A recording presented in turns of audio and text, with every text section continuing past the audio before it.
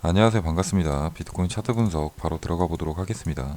지난 영상 올렸을 때가 이 구간이었었고요. 이때 당시에 차트를 어떻게 보고 있었냐면, 일단 여기 올라오는 이 파동 자체가 어떤 파동으로 올라오는지 정확하지 않다. 결국엔 조정 파동으로 해석해야겠죠. 그렇기 때문에 모든 파동이 여기서 마무리가 됐는지, 그게 아니라면 조정을 주고 다시 한번 상승을 할지는 알 수 없다.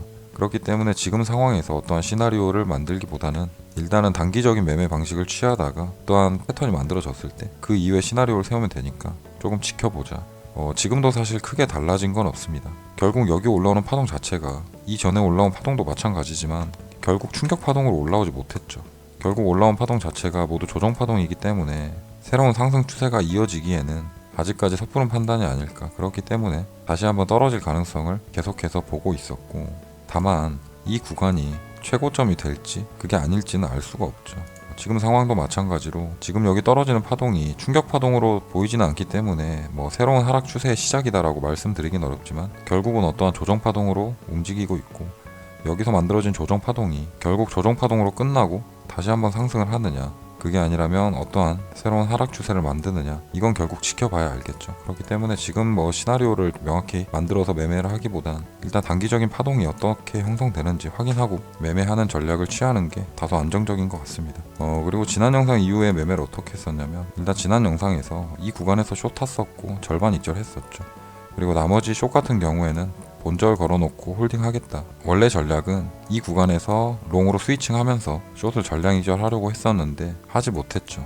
바깥에 있어서 차트 보고 있질 않아가지고 타점은 놓쳤었고, 근데 결과적으로는 오히려 이 구간에서 숏을 전량 이절하지 않은 게 롱을 못 먹은 건 조금 아쉽긴 하지만 최종적으로는 이 구간에서 전량 이절하면서 나쁘지 않은 수익이 되긴 했고, 이 구간에서 전량 익절하게 된 이유는 일단 여기 떨어지는 파동 자체가 처음에는 여기 떨어지는 파동을 채널로 볼 수 있지 않을까, 이런 생각을 갖고 있었고, 채널 하단에서 반등이 나와주고 그 이후에 눌리는 파동이 이 구간을 자세히 보시면 여기서 웨지가 나와주고 그 이후에 여기서 다시 한번 웨지가 나왔습니다. 이거 보고 여기가 저점일 수도 있겠구나, 반등할 수도 있겠구나, 그렇다면 숏은 전량 익절하고 단기적으로 롱을 트라이 해볼만 하겠다, 그런 생각으로 숏은 전량 익절하면서 롱으로 스위칭 했다가 롱은 이 저점 갱신되면서 바로 약손절 나가면서 숏 같은 경우에는 전량 익절하고 롱으로 약손절하면서 매매를 마무리하게 되었고, 그 이후에 이 구간에서 롱에 진입하고 절반 익절 여기서 하고 나머지 지금 홀딩하고 있는 상태인데, 이 구간에서 롱에 진입한 근거는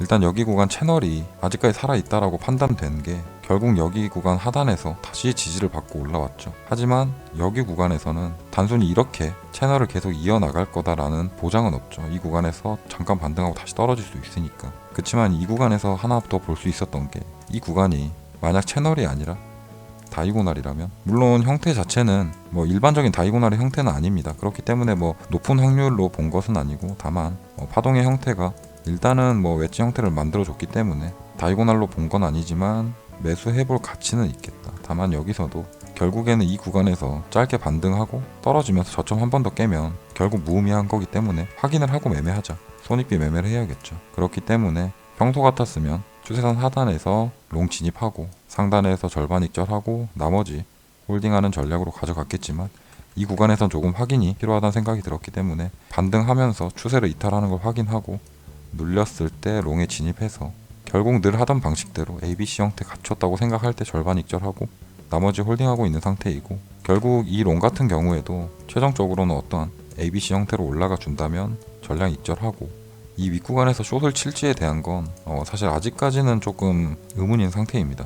여기 구간이 만약 그냥 단순히 이렇게 채널을 형성해 줬다라고 하면 여기 올라온 파동을 조정을 주고 다시 한번 상승할 수 있는 이런 가능성이 있고, 그 다음 상승하면 오랜 시간 동안, 거의 반년에 가까운 시간 동안 횡보한 넘지 못한 고점을 드디어 넘어서는 거기 때문에 조금 급등하는 형태가 나올 수 있기 때문에 이 구간에서 숏을 트라이하는 게 어찌 보면 이 시장 자체를 역행하는 게 될 수 있기 때문에 조금 조심스러운 건 맞는데, 만약에 여기 구간이 채널이 아니라 높은 확률로 보고 있진 않지만 여기가 만약 다이고날 형태가 나온 거고, 이 구간이 마지막 보시면 ABCD로 수렴하는 형태로 파동이 여기서 시작됐다라고 볼 수도 있거든요. 그렇게 된다면 여기 구간이 1, 2, 3, 4, 5로 리딩 다이고날로 시작될 수 있지 않을까. 여기 올라온 파동 어차피 충격 파동으로 보이지 않고 결국에 조정 파동이었고, 복합 조정으로 Y 파동이 마무리되면서 끝났다라고 하면 이 구간에서 1번 파동이나 지그재그 A 파동이 시작되면서 다시 한번 떨어지는 형태가 나와줄 수 있지 않을까. 결국 이 전고점을 넘지 못한 상태에서 다시 한번 저항받고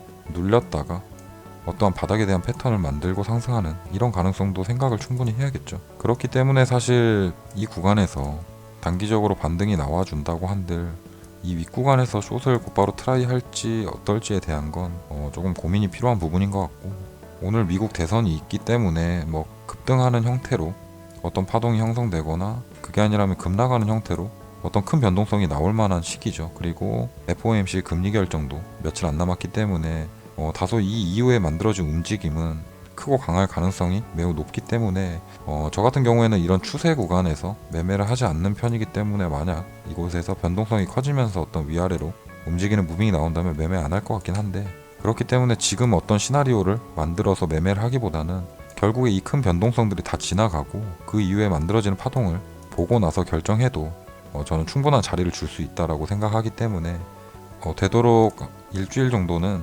단기적인 매매를 조금 피하고 차라리 보이는 게 없다면 관망하는 쪽으로 대기하고 있다가 대선 끝나고 금리 결정 끝나고 그 이후에 변동폭이 조금 줄어들었을 때 그때 위냐 아래냐를 조금 판단해서 매매하는 거를 추천드리고 싶습니다.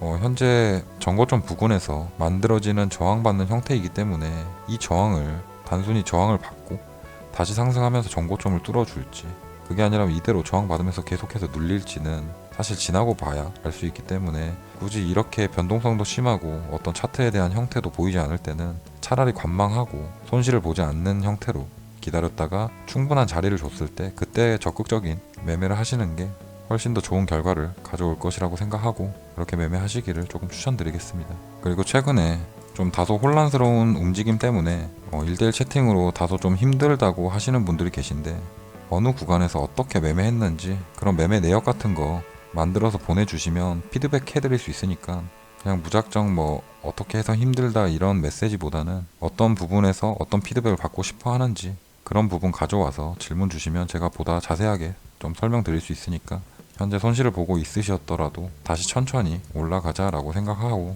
마음 다잡고 매매에 임하시기 바라겠습니다. 오늘도 시청해주셔서 감사하고, 또 다른 어떤 차트에 대한 변화나 관점이 생긴다면 영상 만들어서 올리도록 하겠습니다. 시청해주셔서 감사합니다.